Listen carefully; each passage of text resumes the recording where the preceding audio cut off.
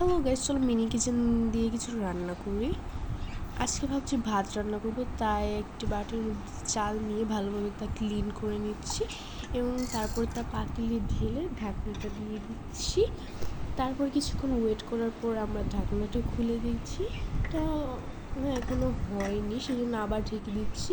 কিছুক্ষণ পর আবার উঠে নিচ্ছি, দেখলাম যে ভাতটা হয়ে গেছে। তাই আমরা এই মাঠটা ভালোভাবে গালিয়ে নিচ্ছি।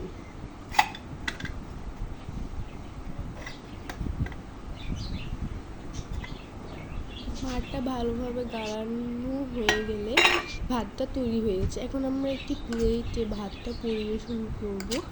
তাই আমরা সম্পূর্ণ ভাতটা প্লেটে ঢেলে নিচ্ছি। কিছু পেঁয়াজ কুচি আর এখানে কিছু মরিচ কেটে দিয়ে দিচ্ছি। মরিচগুলোকে একদম আমি ছোটো ছোটো করে কাটছি। সাথে কিছু ধনে পাতাও দিয়ে দিচ্ছি। ধনে পাতা দেওয়া হয়ে গেলেই তৈরি হয়ে গেল আমাদের মজাদার সকালের নাস্তা।